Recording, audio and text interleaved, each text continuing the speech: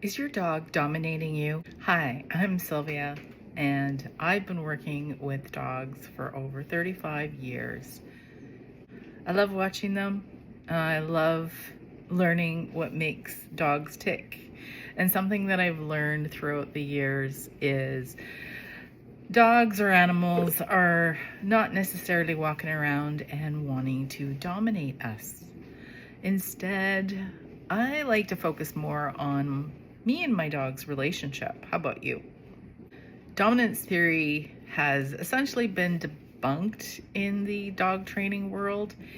A lot of information was taken from some wolf biology, and that actually was also flawed because it was done on the study of captive wolves as opposed to wild wolves. But regardless of that, we're not talking about wolves. We are talking about your dogs. So it's best to really think about dominance theory not being correct.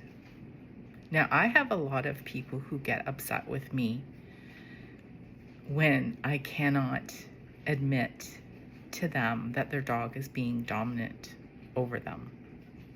I rather take a little bit more of a analytical, modern approach to dominance because it's not something that I focus on in my work.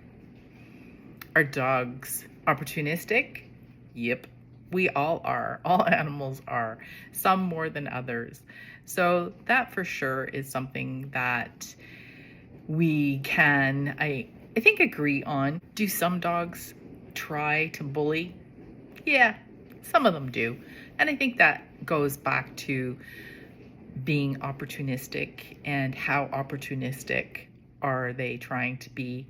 But what's really important is what is the motivation behind that behavior? What is the function of that behavior? That's really what we want to look at. We want to also look at what's the underlying cause. Maybe there is more going on. And every dog displays their internal emotion in a different way. We don't always see everything. We can also, I think, agree that we cannot read their minds and they cannot speak to us. For sure, we want to see what behaviors are they communicating with us.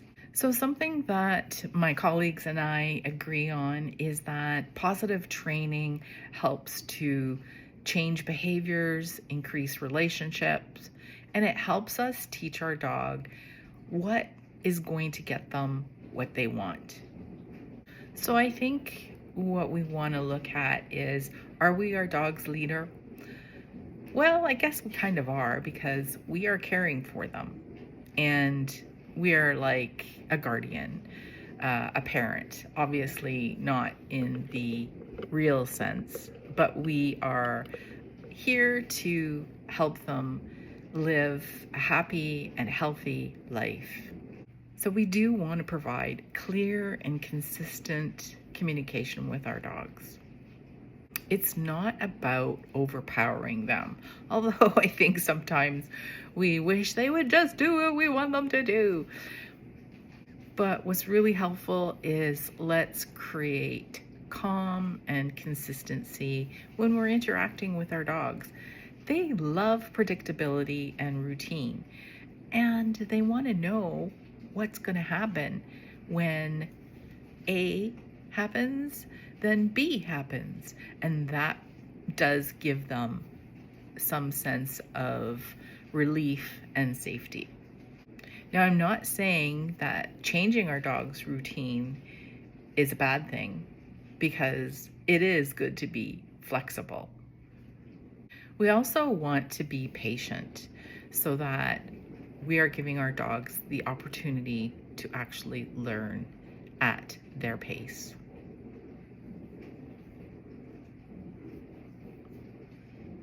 It does take time and repetition. Dogs don't learn faster than we do. We also want to think about creating a trustworthy relationship with our dogs and not based on fear. Tell me, do you think your dog is acting in a dominant way? I'd love to hear what you have to say and post them in the comments.